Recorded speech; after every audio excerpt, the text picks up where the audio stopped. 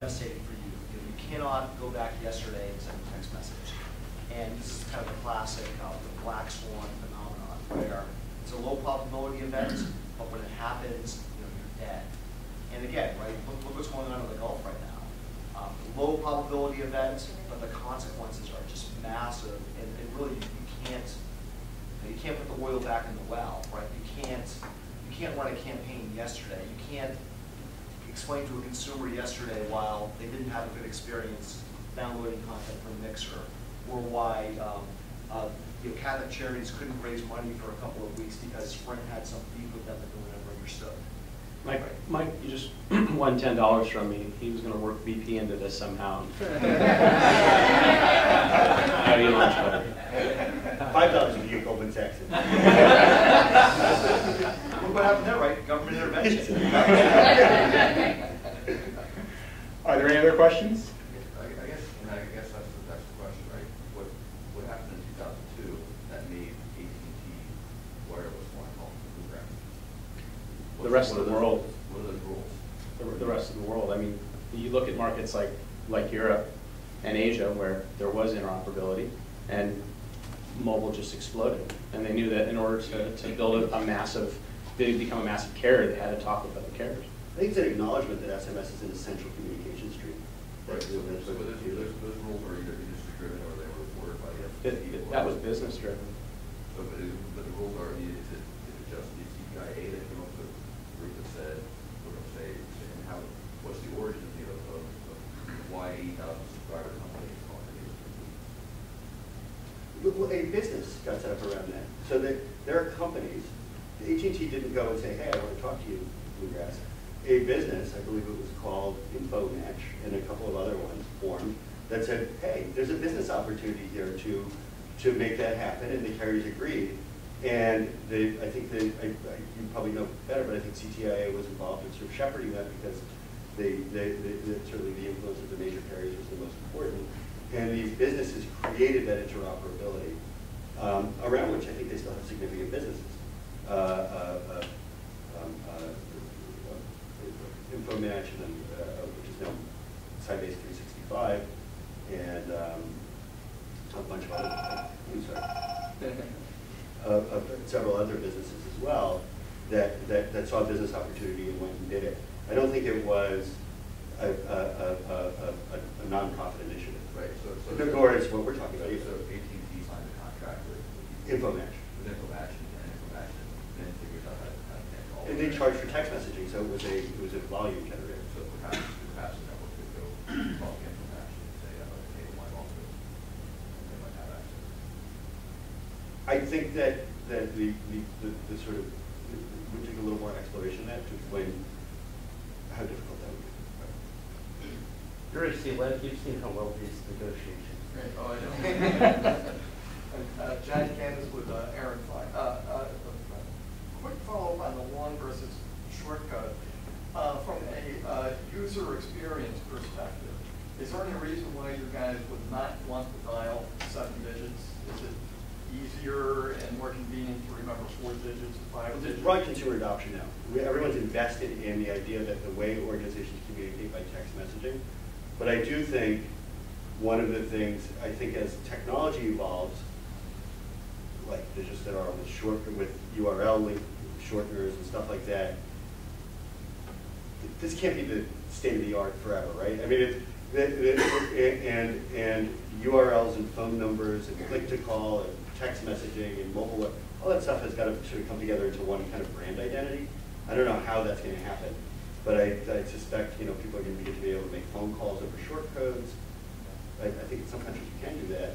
And again, it's probably not, but that'll evolve, and that's the kind of thing that innovation will reward. And I always think of the 1-800-Flowers incident.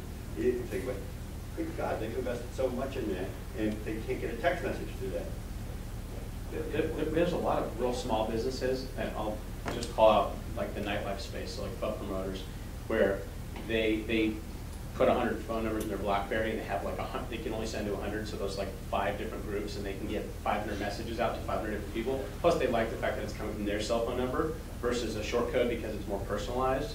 So there is some businesses where the user experience is actually better with a long code. There was a product that got de-productized, you know, which was shortcut masking to long numbers. So I could send a, but it was used in very interesting ways. So I could forward a text message from, say, Human Rights Campaign to you that would then mask as my phone number when it showed the clear desire. It was kind of a cool product. You can see where it was huge abusive problems potential with that. I don't know that it ever happened, but it would be nice to be able to, in a way that wasn't scammy, be able to do stuff like that. That's like the ultimate phishing. Yeah. Actually, it's funny, speaking of the MX had that product. the nightclub folks, I was speaking to someone who was running, who worked with some nightclub promoters, and they were trying to use short codes, and they had a short code shut down because they had an ad for their nightclub, which was like a nightclub ad, so there were flashing lights, and there was a girl in a bikini or something, and they were shut down because they were told that one of the aggregators saw the ad and decided it was inappropriate content, and so it was shut down. So they were now living in fear and going to every single one of their clients and making sure that every print ad the short code showed up on had to be run by them to make sure that it wasn't found in the wild by an aggregator to have their entire business shut down. So That wasn't us. that wasn't, yeah, no one in this room. But are there any other questions? In that case, I want to thank Mike and Eric Font for hosting us and the MICC. Again, I'm with Public Knowledge, and we're going to keep working on this. So if you have any further questions, feel free to get in touch with any of us. And thank our panelists. Thank you.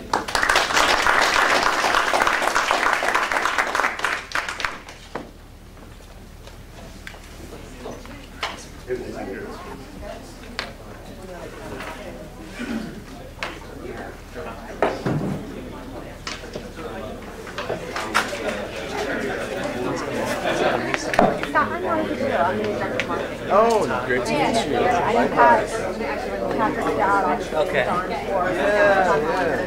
I don't have cards yet, they just started, but thank you. No problem. I'm trying to grab all this Okay, yeah, guys. absolutely. Do you have a card? Oh,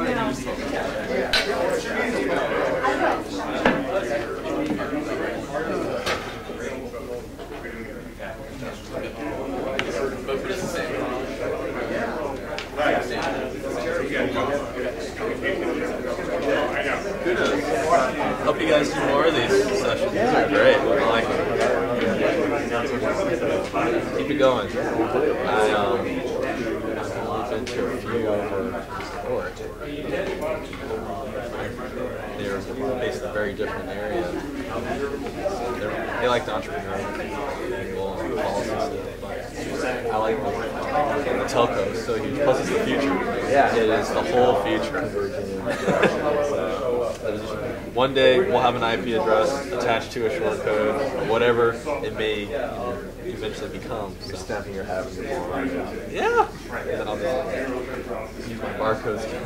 That'd be great. Yes. So now that we have Very much so. short codes, why aren't they Play a bit more about international, and I'm not sure where MMS fits in this, but Yeah. or how apps, if they have different rules. Yeah. Gosh, we have to get over the text message first, Yeah, right. before we can graduate. I mean, that's the thing. We were talking about this with the Google and Apple kind of fight going on now about kind of mobile advertising. Oh my gosh, yeah. Just like all the, I mean, same thing. It's like you have all these different silos of control. And at some point, I mean, I thought it will be some kind of regulatory structure put around it. It's such a, it's such a basic thing. I remember Google does treat it like such a basic. It's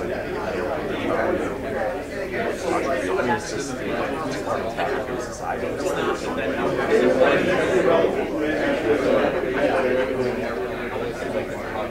Yeah, but pleasure. Hope to see you again soon.